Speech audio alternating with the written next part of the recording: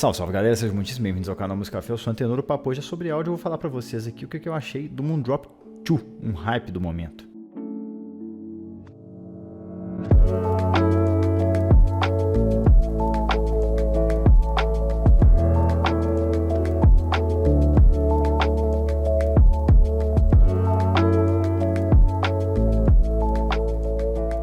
O 2 foi enviado pela Geek Audio Store e eles não pediram para falar mal ou bem, somente dar aqui as minhas sinceras opiniões. Eu vou deixar o link deles aqui para quem tiver interesse, é um link de associado, então é uma forma de vocês ajudarem o canal comprando por ele e também ajuda a loja que está me ajudando. A Moondrop já passou aqui pelo canal algumas vezes, desde os fones mais simples, tipo Quarks, até um dos mais sofisticados deles, que é o Variations.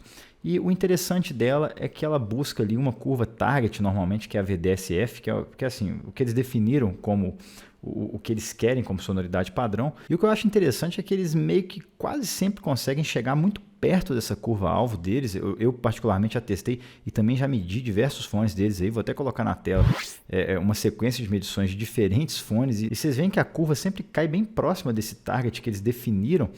Isso, por um lado, é interessante porque eles têm uma sonoridade ali da casa, né? Você já meio que sabe o que esperar da Moondrop.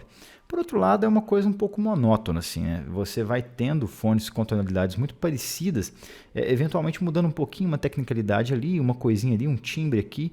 Então, assim, acaba sendo, de certa forma, algo monótono. Não é aquela marca que entrega um cardápio grande de tonalidades diferentes. Você vai lá e escolhe o que você mais está afim. Eu não acho nem certo nem errado, mas é interessante porque você meio que já sabe o que esperar de um fone da Moondrop, porque eles dificilmente saem muito dessa linha. E o 2 não é diferente, ele mais ou menos segue também esse target da Moondrop, trazendo ali algumas diferencinhas em relação aos fones mais caros. O 2 custa ali $20 e ele é um fone do tipo monitor intraauricular, desses com o cabinho passando aqui por trás da orelha, mas com cabo fixo, e ele é fechado, traz um driver dinâmico só por lado. E ele é o segundo fone de entrada da marca, perdendo somente para o Quarks, que é um pouquinho mais barato e mais simples do que ele. E ele é um excelente aperitivo para conhecer o que a Moondrop pretende com a curva VDSF dela. E o nome 2 remete ao caractere chinês, que significa bambu, que tem até impresso ali na caixinha dele.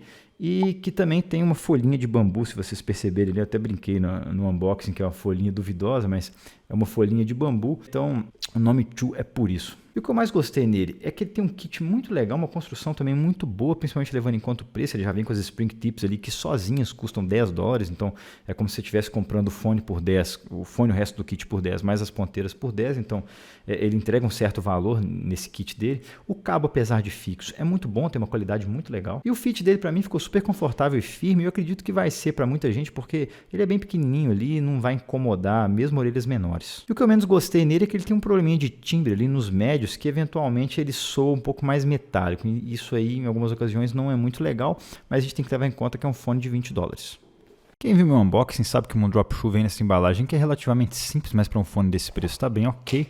Aqui dentro a gente tem os fones e ele vem com esse joguinho de ponteiras aqui, muito interessante, que são as Moondrop Spring Tips, que são vendidas separadamente aí a um preço de mais ou menos... sai por uns R$50, acho que é coisa de $10 o joguinho com os 3 pares. Então o fone já meio que tem um bom valor por isso. Aqui a gente tem um case que eu acho que não protege nada, mas é bonitinho, serve para guardar um cartão de crédito, sei lá, é bacaninha. E aqui nessa caixinha tinha as ponteiras, mas já foram tiradas, claro, um manualzinho e tal, nem li. Aqui a gente tem os fones que tem o cabo fixo, tá? Então esse é um porém, mas nesse preço não dá muito para reclamar. Mas o cabo é de boa qualidade, não me parece que é um cabo que vai quebrar com facilidade. Ele tem uma certa espessura aqui, tem tem uma maleabilidade boa. Ele só é meio emborrachado, pode ser que com o tempo seja aqueles emborrachados que começam a descascar e tal, né? Começa a ficar meio esquisito, mas assim... Por enquanto está de boa, o conector é em L, o que para mim é uma boa coisa. E aqui a gente tem os fones. Eles são feitos em alumínio, então isso também é bom. O corpo deles é em alumínio, bem sólido, assim, lembra muito do Moondrop Aria, tem uma pintura inclusive parecida com a do Moondrop Aria. E tem essa folhinha aqui que no unboxing eu brinquei que é de formato duvidoso e tal, mas na verdade é uma folhinha de bambu, né? Porque chu significa bambu em chinês. Então a folhinha do bambu é bacaninha, desenho bonitinho, discreto. E ele vem com esse filtrinho também que me pareceu muito idêntico ao do Moondrop Aria. E assim, o formato dele é bem legal, bem ergonômico. Ele tem um trabalho de usinagem que me pareceu muito bem feito. Então assim, um fone muito bem feito pela faixa de preço dele, com os acessórios bem interessantes. As especificações técnicas dele Vou deixar no quadrinho aqui embaixo, como sempre. Ele é um fone para um intra-auricular que tem uma sensibilidade ali de média a alta. Então ele vai tocar da maior parte dos dispositivos. Eu não tive problema tocando ele aqui de nada, mas eu acredito que uma fonte um pouquinho melhor pode ser mais interessante para ele do que esses smartphones bem simplinhos. Ergonomicamente falando, como eu já falei, ele é muito bom, ele tem um tamanho ali bem reduzido e para mim ficou ótimo, com as Spring Tips ficaram bem legais, deu uma vedação maneira, só que as Spring Tips elas têm ali, para mim pelo menos, um tamanho menor do que o normal, então uma ponteira L Spring Tip, ela vai corresponder a uma ponteira média de um fabricante normal, tipo uma SpinFit da vida. Então, é importante ter isso em mente. Então, quem usa, por exemplo, tamanho L não vai ter nesse kit uma Spring Tip que sirva direito. Então, ele vai ter que ter uma XL, vai ter que comprar. Então, fica essa ressalva para o tamanho das ponteiras. E o cabo dele, ele tem um pouquinho de memória aqui, então ele fica meio que pulando da orelha. Então, por isso, ele vem com esse ganchinho de orelha aqui, que você passa o cabo dentro, então ele acaba ficando um pouquinho mais firme ali. É de certa forma antiquado, mas é interessante. Uma ressalva aqui fica para o isolamento, que não é tão bom assim. Numa escala ali de 1 a 5, eu daria uma nota 2,5, então é bem mediano, mas assim, atende bem, mas não é um isolamento excelente. E as minhas primeiras impressões sobre a sonoridade do True foram muito boas. Eu tive a impressão de uma sonoridade bem limpa, né, com uma certa amplitude ali de espaço, então ele consegue projetar um palco sonoro o que já não é muito comum entre auriculares, sobretudo nessa faixa de preço, então foi assim, algo que me surpreendeu bastante. Ele consegue projetar um palco que para mim soou muito legal. Então, começando por essa parte técnica, que foi uma das coisas que mais me chamou a atenção, ele consegue projetar um palco bem legal, ele praticamente sempre, a música sai da cabeça, não fica trocando entre os olhos como muitos intra-auriculares. Ele também consegue mandar muito bem na posição e separação de instrumentos. E quando você leva em conta o preço, então, realmente ele pontua muito bem aqui. Os médios dele me chamaram a atenção porque são muito bem definidos e, no geral, são muito limpinhos. Então, eu gostei da maior parte do que eu escutei aqui. Ele traz uma boa quantidade de médio agudos ali, que tem uma dose de energia boa. Eu não acho que chegou a ser áspero ou cansativo por isso, mas ele é bem energético. Então, assim, desde música clássica fica interessante, até um rock tem uma energia muito legal. Dá para escutar bastante coisa com ele e ser feliz. E um defeitinho que eu encontrei nesses médios aqui são os timbres, que nem sempre soam corretos.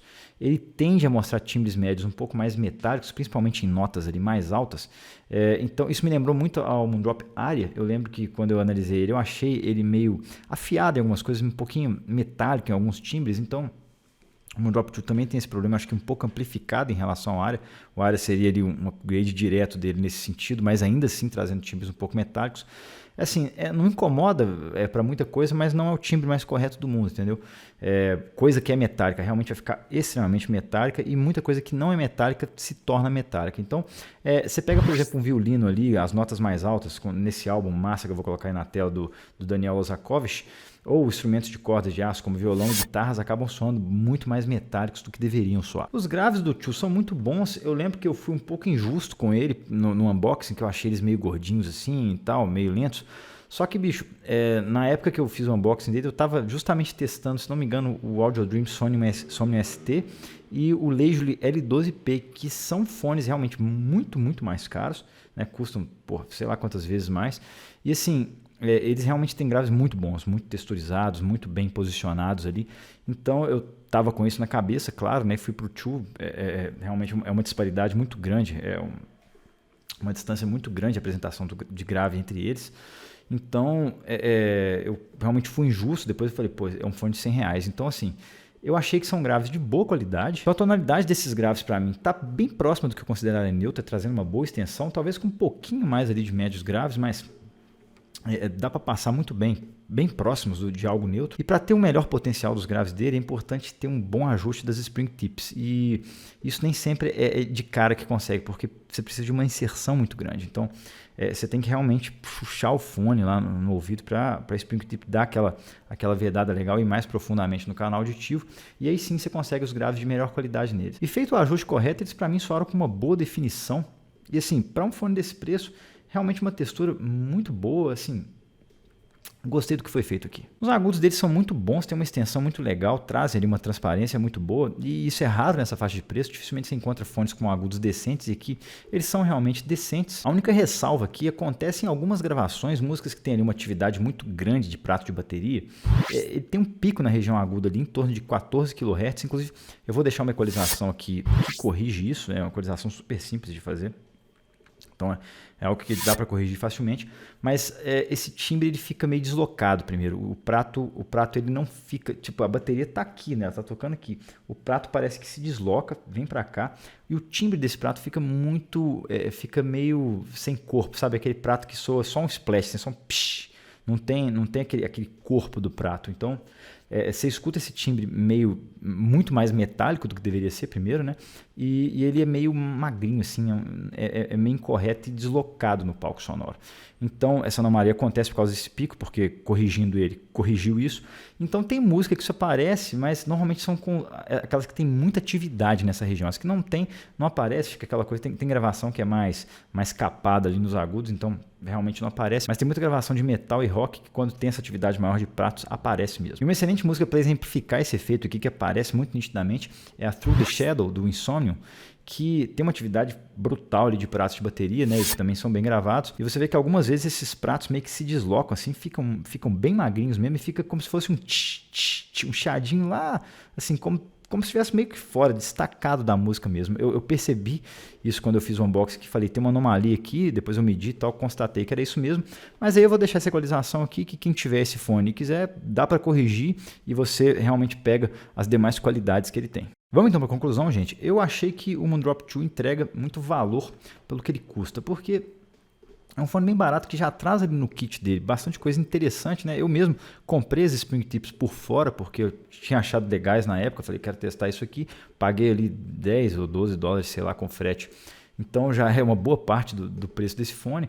Então eu acho que ele entrega já ali coisas muito legais. E ele, para mim, é a melhor maneira de conhecer o som da casa Moondrop. Tipo assim, você quer entender, quer conhecer ali a curva-alvo deles? Moondrop 2. Inclusive, eu achei ele bem superior ao Quarks nesse sentido, bem superior mesmo. Ele tem uma sonoridade ali mais nítida, mais limpa, ele tem qualidades técnicas um pouco melhores também. E ele é muito próximo do Moondrop Aria, que custa bem mais caro. Então, assim, para mim, ele é uma excelente maneira de conhecer esse som da casa. Eu tenho curiosidade na Moondrop, né? Não conheço nada, não quero gastar muito.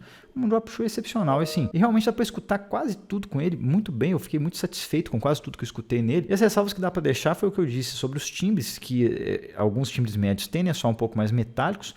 E essa certa incoerência na região aguda que para algumas músicas e gravações pode trazer uma anomaliazinha ali, mas que é algo que é facilmente corrigível. Então eu acho que vale a pena equalizar um fone desse preço para ter as demais qualidades. Então realmente para um fone até 20 dólares seria uma baita recomendação do canal. Eu sugiro para quem já tem o fone, dar uma testada aí nessa sugestão de equalização, que eu acho que você pode ganhar muito. Isso vai corrigir alguns timbres e essa região aguda dele vai ficar muito mais comportada. Tá legal, pessoal? Essa foi minha visão sobre o Moondrop 2. Quem gostou, deixa aquele like. Quem está curtindo o trabalho, considera se inscrever no canal. E se você se interessou por esse fone, eu vou deixar o link aqui da Geek Audio Store, porque eles estão ajudando o canal. É uma forma de vocês também ajudarem uma loja parceira. Tá legal? Um abraço, até a próxima e valeu!